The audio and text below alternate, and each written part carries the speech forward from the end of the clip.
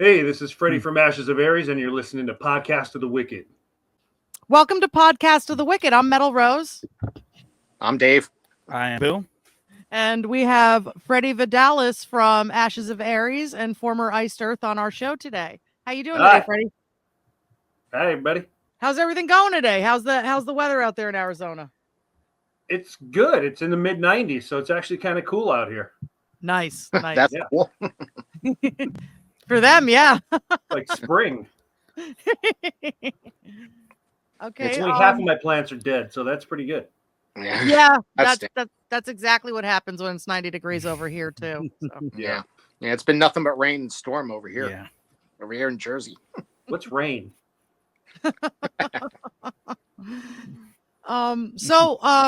You guys just came out with a new single. What was the inspiration behind Wake of Vultures? Musically, like a lot of the songs on this coming album, I kind of wanted to pay tribute to all the bands that got us, here, me and, Matt and I together where we are. So people are like, oh, it kind of sounds like Slayer. And I'm like, well, yeah, because I was kind of taking a, interpretation of different things Slayer would do just as, again, like a tribute, That's kind of what I approached with the music. And then, of course, I hand it off to Matt, and I don't, he just does his own thing. And it's kind of cool because, when you're a guitar player and you're imagining where the lyrics will go and all that kind of stuff, and you hand it off to a singer, it turns out completely different. But that's awesome because I can't think like that. I wouldn't imagine putting vocals where he put it and stuff because I'm like, can I play that singing at the same time? No, so it's kind of cool to do it that way. Yeah, there's some really cool parts in the song. I described it as this is like total chaos, but it's so awesome. Yeah, structured chaos, I would say. Absolutely. I love it. Thanks. I was staring at my TV, bringing up YouTube, waiting for midnight to come to listen to it. Well, awesome. Yeah, it was fun. I mean, these days we do the green screen thing in videos because it's a leftover from COVID. It's like once people started doing that, it's like, yeah, this is a lot cheaper and easier to do it this way. More convenient. Definitely. Low budget is good. It's more money for the band, and it's still entertaining for all of us. So Well, there's no money for the band, but the label saves some money on it, so we're happy about that. That's awesome. Yeah. Well, no, first I was just gonna say, speaking of what you were saying there about the single sounding a lot like Slayer, I was telling them before you came in here that it had like an old school kind of thrash metal sound to me. Like that's what it felt like to me when I heard that new single. Oh yeah, I mean that's just goes back to our influences and what we listened to growing up. And when I started learning guitar, we didn't have I didn't have YouTube or things I could just watch people play and slow it down. I had to just back in those days listen to the cassette or the CD and stop it and rewind it and just kind of pick apart the songs. So that all that stuff is it's in me because of that. We are spoiled in this day and age. Yeah, definitely. When you see 10 and 11-year-old kids that are like virtuosos, I mean, I'm happy for them. I'm like, damn, Yeah, I was just watching a kid earlier today, this little kid on bass, and I've been alive longer than I'm more than twice her age, and she's just like shredding on her. I'm like, why don't I have that ability? Yeah, I mean, good for them. They, it's pretty cool that they have all this stuff available to them that we didn't. So, what was it like being in Iced Earth with John and the guys? It was cool. It was weird because they did an open audition. John did an open audition looking for a bass player, and I really hadn't. I've heard the name Iced Earth at the time. I didn't know anything by them because I was so into death metal. I had a death metal band, and growl, growl, growl, heavy, heavy, fast, fast. That's what I was into. But I asked a friend of mine. You heard of Iced Earth? He's like, yeah, I love those guys. So I'm like, well, I got to learn a couple songs. Can I borrow some CDs? And he lent me some CDs, and I over the weekend just kind of made the audition video, sent it to John, forgot about it, and then like a month later, I got an email that he wanted to meet me, and I flew to Indiana, met him, and then spent the next 4 years like touring the world and doing all kinds of cool stuff. That's really And cool. then I met Matt, of course, so that brought me here and talking to you. Everything comes together. Yep. Yeah, it's weird. You booked a couple of shows. Where are the shows over in Europe? Well, we have one confirmed. It's at the Keep It True Rising Festival. It's in Würzburg, Germany. It's about an hour and some change east of Frankfurt.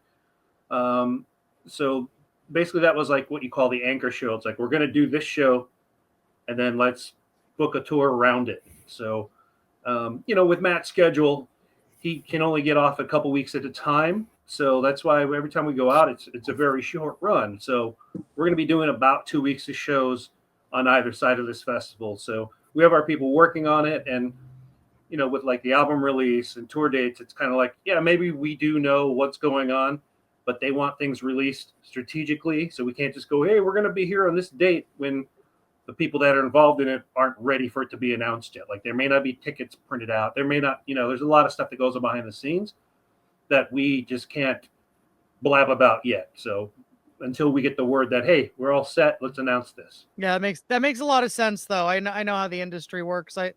I run a couple of bands myself, and yeah, you really don't want to get ahead of yourself. Sometimes we just back when I was in my own original group, we used to just drop the same. We wouldn't tell anybody, oh, it's coming, because then we didn't know what date it would definitely be ready and whatnot. We would just be like, once we knew, we would be like, all right, a new single's coming in like 3 days. That's what we would do. Yeah. So, And we're always careful because we're like, hey, we're working on new stuff, or hey, the album is done recording, but we never say exactly when it's going to be out because we don't know. The label tells us when it's going to be out, and they tell us when to announce.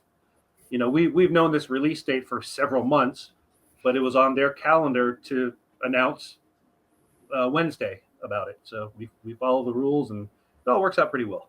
Yeah, business is what it is, I guess. Yeah. So who came up with the title of the new album? Matt. Yeah, so there's a title track, and Nice.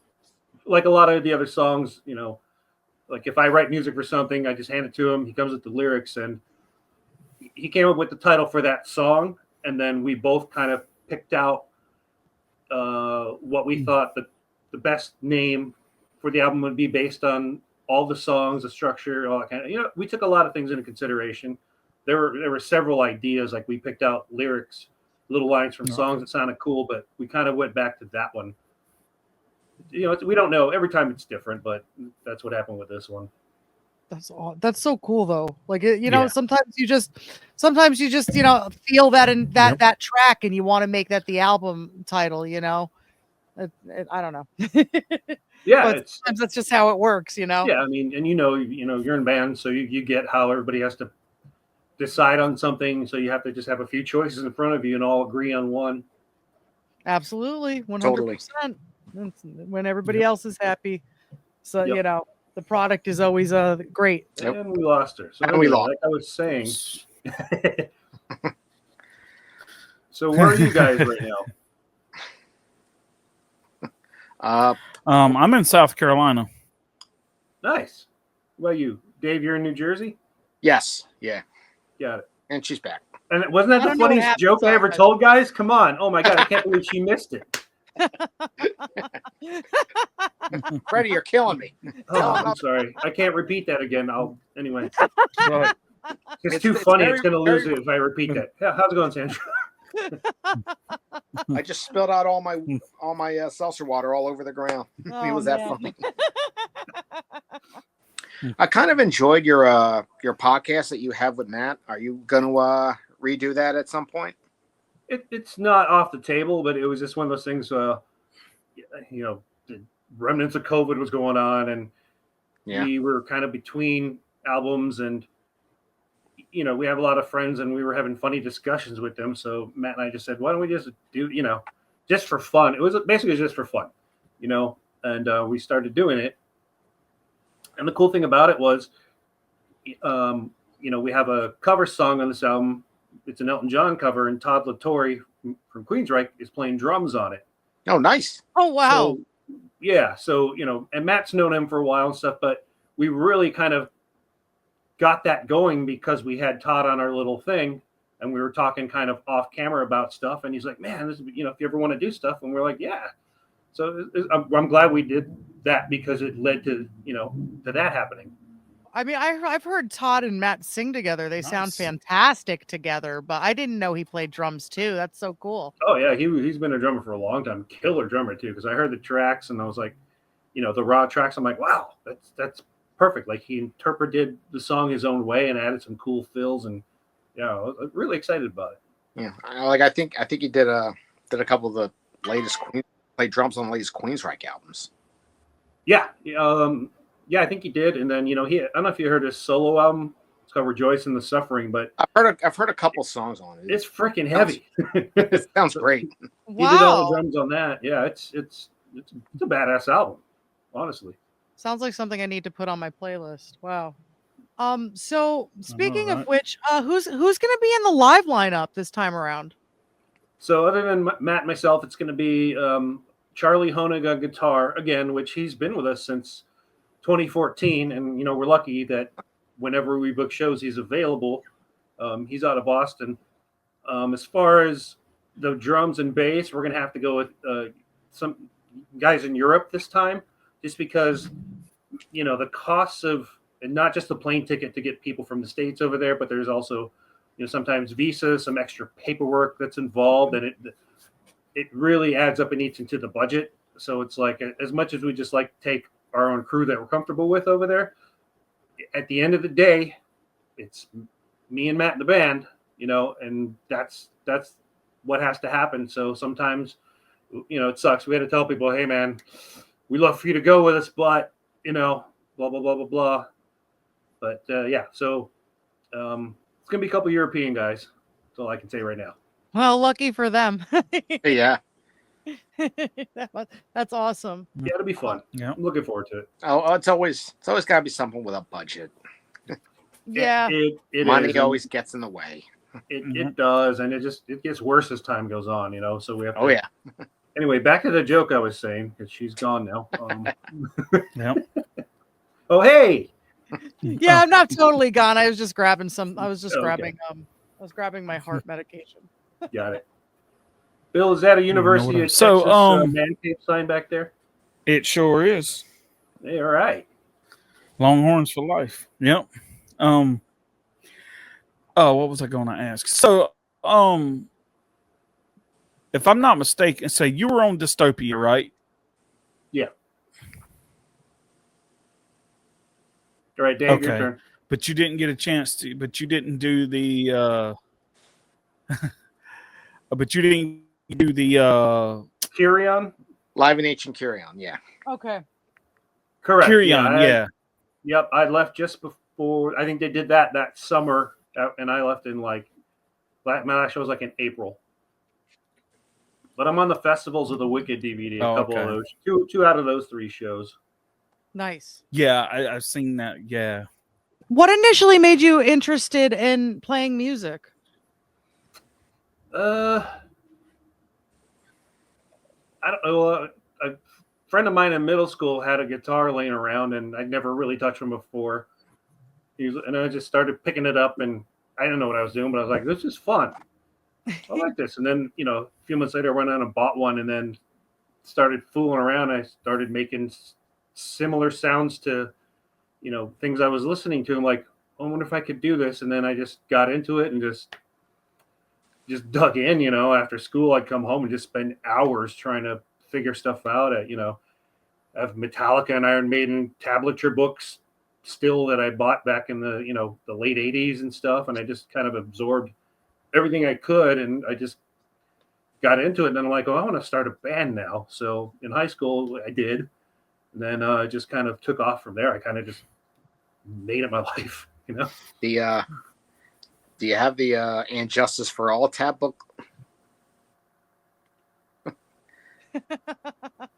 I don't know. Maybe. I can see Kill 'Em All, Ride the Lightning, and Nice. I have 2 Kill 'Em Alls. Nice. The Picks up. now the And Justice for All tab book Nice. is known for being notoriously wrong. Well, I'll tell you, not probably. I think it's common knowledge. Half of them are probably notoriously wrong, and I didn't realize it later till I got to learn to play stuff, and I'm like, that's not how it goes, you know. Yeah. But it gets you most of the song. You get to play most of the song. It gets you in the right direction. Yeah, right direction, and then you eventually develop your skills good enough where you know that's wrong, and then you just play the right thing. So like that doesn't sound right. Yeah. I know that's the case with a lot of songs you get on the tabs you get on the internet. Yeah. So most of them are wrong. Yeah, well, it just depends. Like, you know, for you know, as you guys know, I've been learning the whole Dark Saga album on guitar. Yes. You know, I've already played most of it on bass, so I knew all the songs anyway in my head. But so I'm like, I wonder what. So I pull up some tab online, and I'm playing. Like, yeah, that's wrong, but I know what it is, so at least I know how to correct it.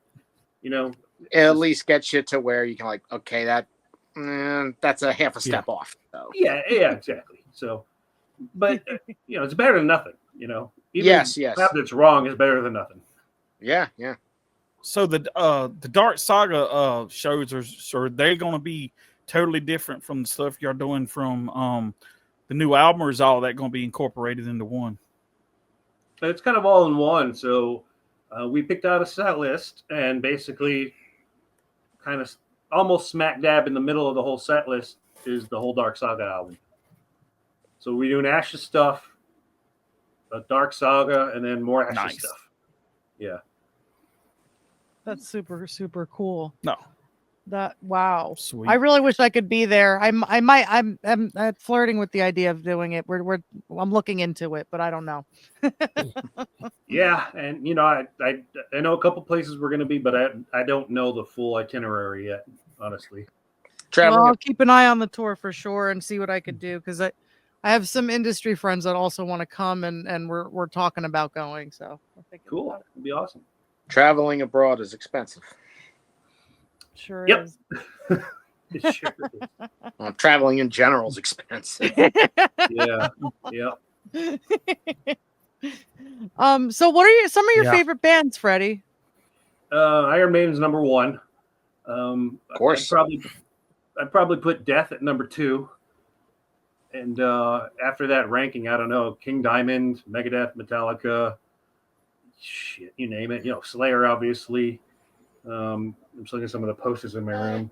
Who else is up there? But, yeah, I mean, you know, just Malevolent Creation is probably one of my top favorite bands. You know, they're very death metal. Behemoth, you know, just whoever, you know. Nice. Yeah, the Commodores. You know? Nice. That's so cool. Red Hot Chili Peppers, because Flea's a badass bassist. So he is. Yeah, he really is. I heard you on another podcast mentioning Primus, Metal Dave and I and drummer Dave and my son are all going to see Primus tomorrow. So, you know, I've never seen them live.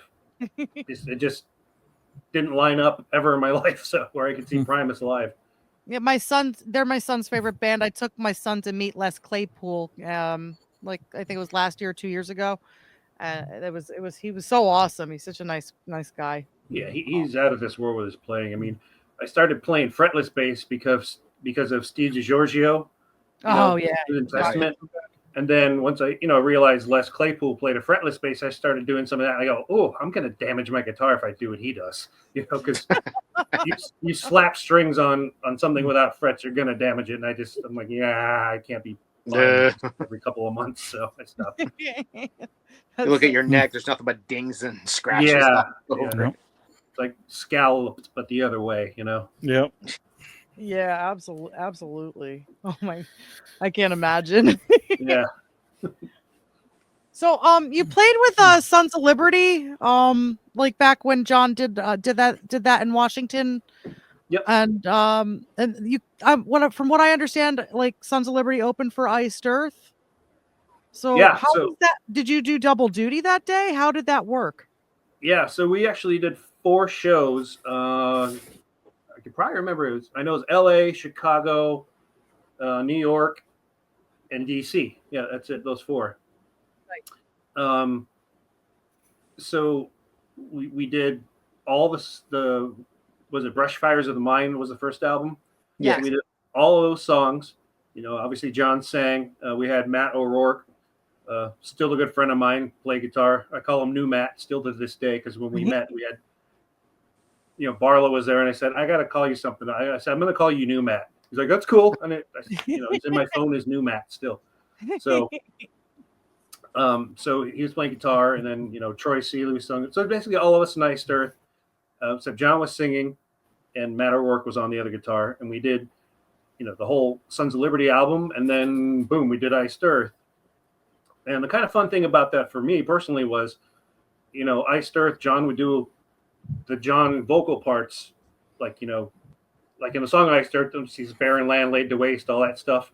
He would sing the Watching Over Me stuff with Matt, his stuff, but he wanted me to do that stuff with Iced Earth on those shows, which I did because he wanted to save his voice, because he had to sing his ass off every night.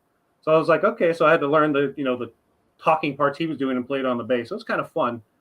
But those are real. They were really fun shows. We had a good crew. The band guys, we were getting along like best friends. It was a good time. And I'm not saying this as an insult to John in any way, but it's like every time I watch any videos from that, I'm like, just awkward to see John singing and not playing at the same time. Yeah, it's it's cool. natural. Like, it's not awkward like in a bad way. It's just like, wait a minute. No, it's like when I see videos of Steve Harris playing guitar, I'm like, that's wrong. Even though I know you wrote every damn thing on the guitar, that's wrong. I love John's voice. I love the way he sings too, though. I think those are some fun tracks, and I really love watching some of those performances. I'm glad you were on them. Yeah, it was a lot of fun. We had from one of the crew guys farting on a plane, stinking the whole thing up, and you hear people rose up going, "Oh my god!" It was a lot of fun times. Dave, I think you had a question about the collaboration with Gene, right? What? Oh yeah. Can you tell us a little bit about that? The Of Ice song.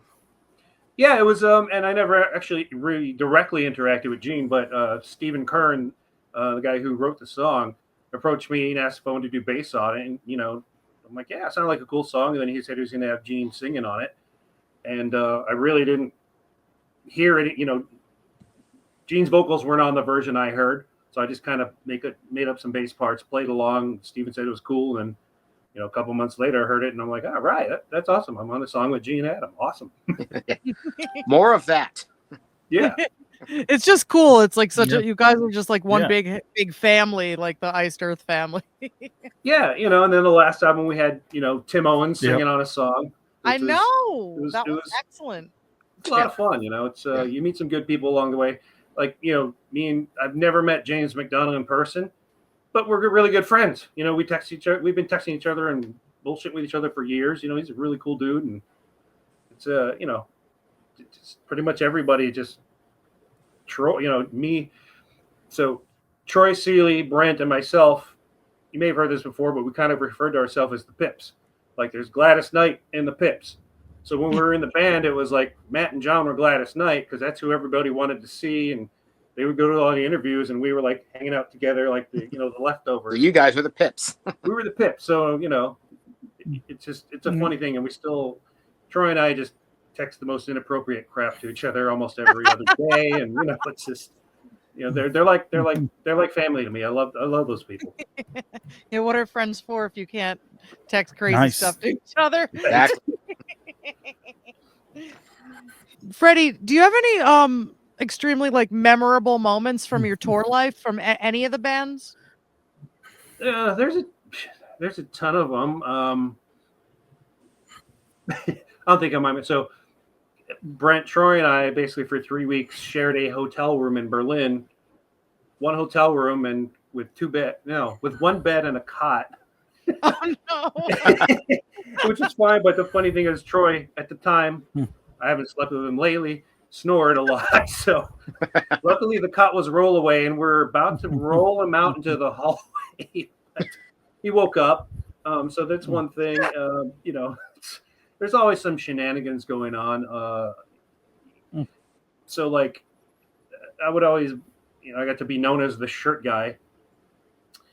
We went to a good friend of Troy's house on that Sons of Liberty tour, and we were kind of hanging out there. And he's known Troy since childhood, and he showed us all these pictures of Troy. I'm like, oh, let me steal those. So, long story short, I went to Walmart, got the you can print the iron-on patterns for a T-shirt. Oh, Yeah, By 11. Yep. So I got 5 blank shirts, 5 different pictures of Troy as a kid with these most embarrassing pictures. We got into, I don't know, the Indianapolis airport, got through security. All 5 of, the other 4 of us in the band went and changed shirts. We come out with these pictures of Troy on, and he was just turned red. I don't know if he was more mad or laughing, but we wore those the whole time. Just these pictures of Troy the whole time, with him there, and he had to just eat it up. But Probably so embarrassed. Yeah. I mean, there's no Oh my Led God. Zeppelin throwing crap out of the windows Yep. stories because it's like somebody has to pay for it, but Yeah. I'm friends with Carmine and Peace, and he talked all about the mud shark story. So I don't remember. I missed that one. don't worry about it. I met him once, but he was an awesome guy. I met him at like a drum shop in Portsmouth, New Hampshire, and he was a really cool dude. Yeah. His brother Vinny's another friend of mine. They're like such cool guys. Carmine's more angry at the industry. I like. Just, When I was starting to learn drums, I actually tonight. yeah. When I was starting to learn drums, I actually bought his book. I think it's, I don't know, something like Realistic Rock. Yeah. Yep. So Yep. I have his. So I started just going in, and the way he talks with his accent, you hear he's like 1E and the 2E and the. It's Yep. just, whenever it's New York accent, you listen to the CD, and you're like. So yeah, it's funny. You're not wrong. So you're doing an appearance at, it's called Brimhorn Meadery. Yep, the Birmingham Meadery. Yeah. Brimminghorn. Sorry. Yeah. So they're they're probably like 10 miles away from where Matt lives in Delaware. But 5 years ago, we did Matt's 50th birthday. We played some acoustic stuff out there. I was there. Yeah, that's right. Yeah. Well, for the people that don't know, and then do I still have the bottle? So, yeah, right here. So they actually did like after Well of Souls came out, they did a little bottle of mead. That's so cool. Spirit of Man with our stuff on it. So we've been friends with them for a while. And, when I told them, we got this new album coming out, hey, we want to just, is it cool if we do a little party there? They're like, absolutely. So that's going to be on Saturday, July 19th. The album comes out in Europe on the 18th, but by then, all the songs will be out. So we're just going to hang out. We're not going to do any performing, but we're just going to kind of play each track off the album and kind of explain, like, this is what this song's about. This is why we wrote it. This is how we did it. This is any guest musicians on it, that kind of thing. Is kind of explain anything. And, if anybody has any questions, obviously we'll answer. But we're just going to hang out and, drink some mead and just crank some music and party. Well, I know a lot of my tribute band's going to be coming to that. So Sweet. We'll be there. Awesome. Is that meat still available? Nice.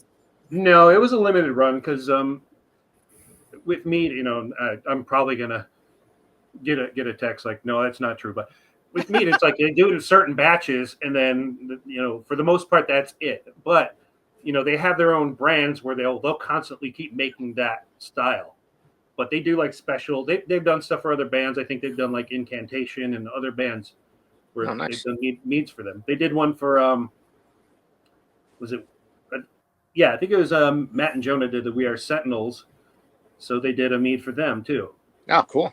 Yeah, that is so awesome. A friend of mine, a friend of mine, there's a brewery up the road from me, and a friend of mine who does a radio show outside of his house called Metallic Cave. He actually is doing a couple of shows over at this brewery, and they are making a special dark beer for the Metallic Cave right here in Wayne, New Jersey. And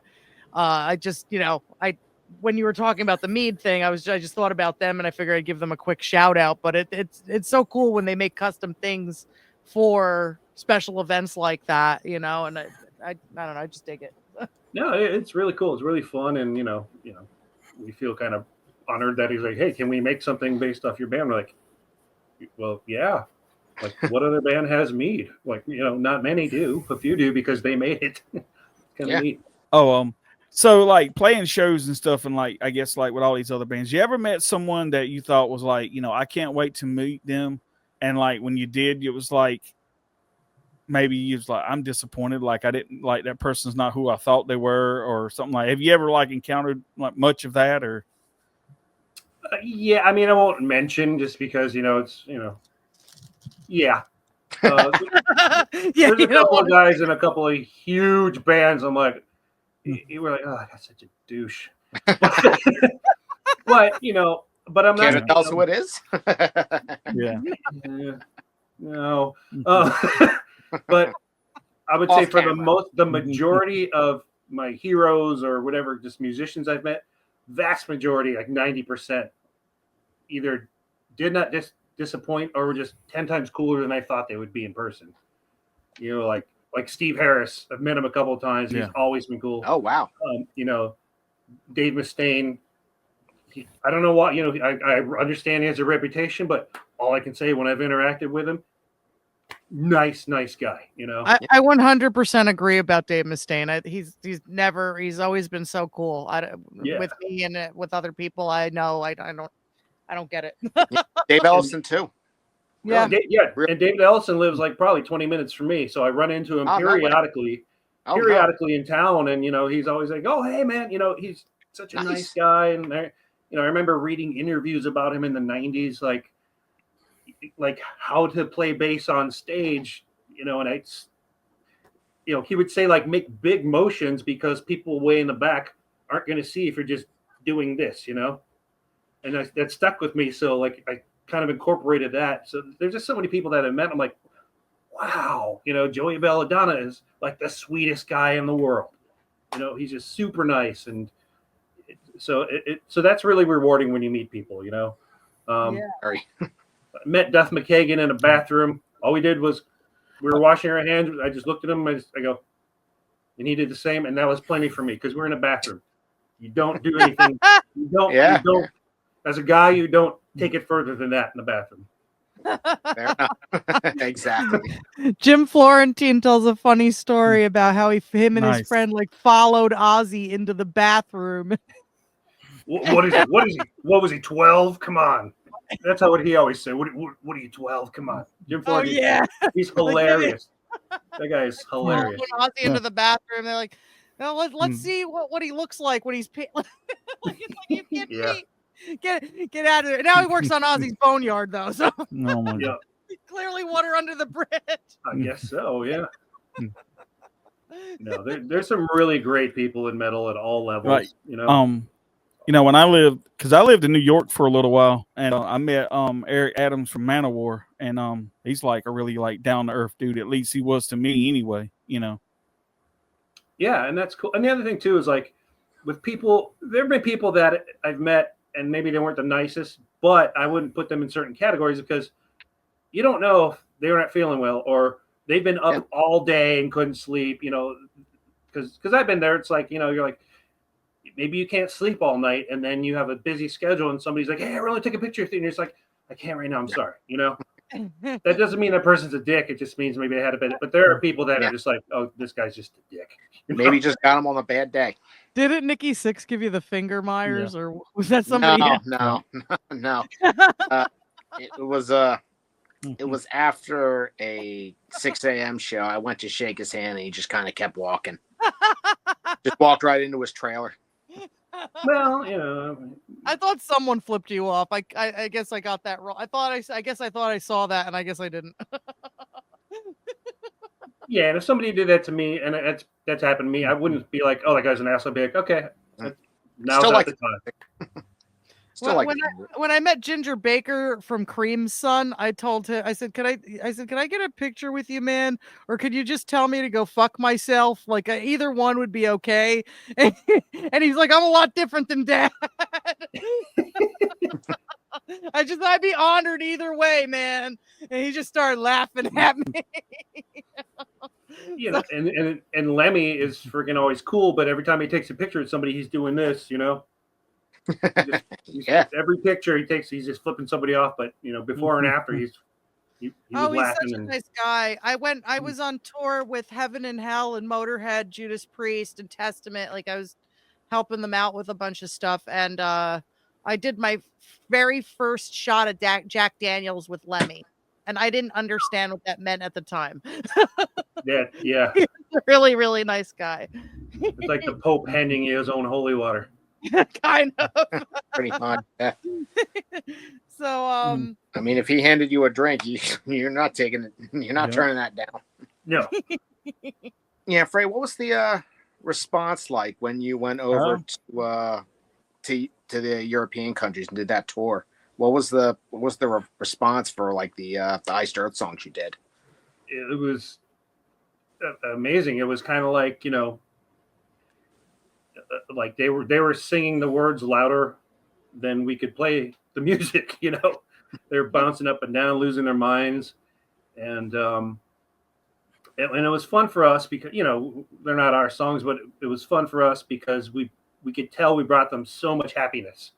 They were, a couple of them were crying, not just tears coming down, and they're just with a smile on their face. So yeah, that would be me. yeah, it was awesome, and we kind of just said, hey, let's.